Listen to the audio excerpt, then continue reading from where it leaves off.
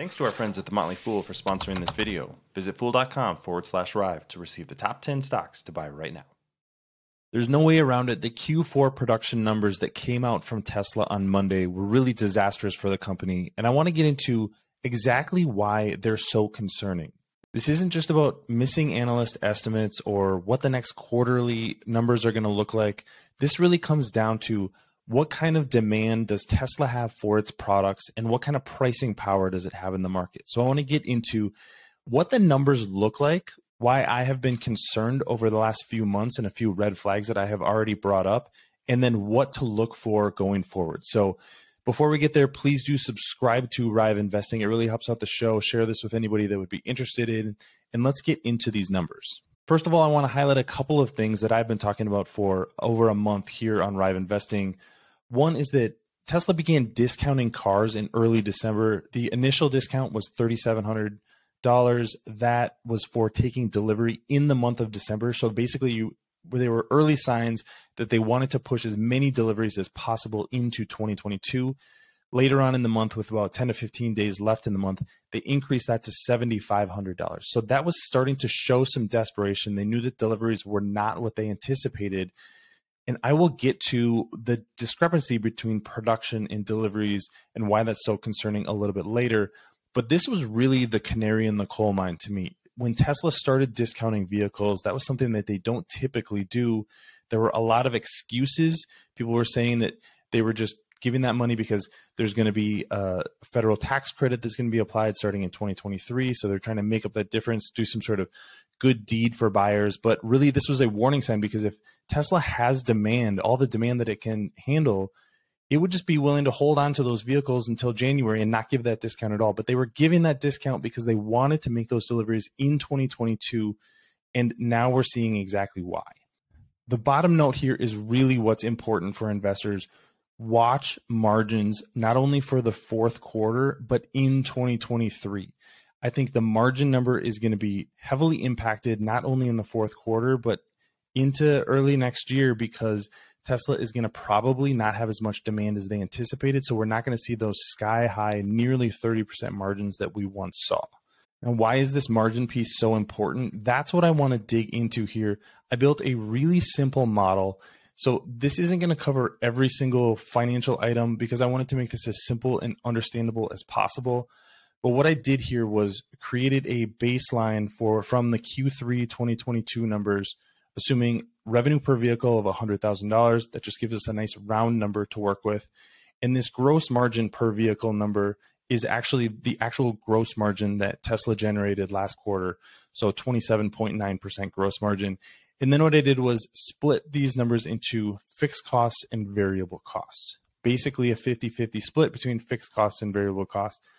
Now, the reason that I did that is variable costs is something that a company like Tesla can vary over time. So if they have demand for 100,000 vehicles, they can buy 100,000 vehicles worth of product. If they have demand for 1 million vehicles, they can up that to 1 million vehicles worth of product. Fixed costs, on the other hand, are exactly that. They're fixed. So they can't fluctuate with demand or with supply the way that the variable costs can. That's why they're so problematic for manufacturing companies. It's not variable costs that are a concern. It's fixed costs, because when demand goes down, when production goes down, those fixed costs don't go down with that. So your cost of goods sold as a result rises, margins go down. That's when companies start losing money, and in some cases in the auto industry historically have gone bankrupt. Now, I'm not predicting that for Tesla at all. This is a company that has excellent margins, but I do want to highlight how this becomes really problematic really quickly. Let's just take that $7,500 discount number and discount that from the revenue per vehicle that Tesla is generating. That gets us to $92,500. Keep the fixed costs the same. I won't adjust that quite yet. And the variable costs the same as well. Gross margin, as a result, comes down by $7,500 to $20,400, or a 20% gross margin. Still will be industry-leading margin, but definitely not what we're expecting to see from Tesla. Now, I projected out here first quarter 2023, and what you can see here is that I increased the fixed cost per vehicle to $40,000. This would just be taking those fixed costs and spreading it out over a smaller number of vehicles. That's the reason that costs go up, cost of goods sold go up when production goes down. So this is just an estimate, but it sort of shows how quickly this number can get really problematic. Now, gross margin per vehicle goes down to $16,400.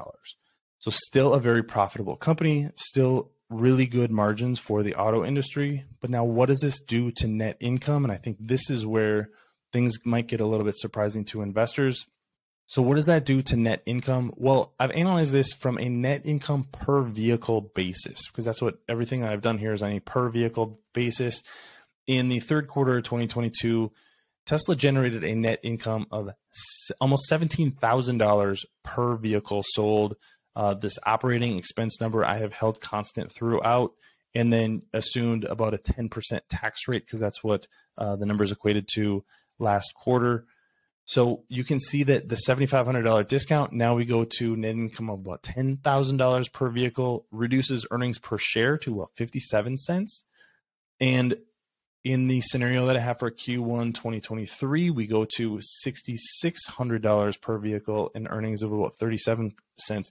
So just with these discounts and the increase in fixed costs going to each vehicle that I have in this scenario, you can see that net income drops extremely quickly.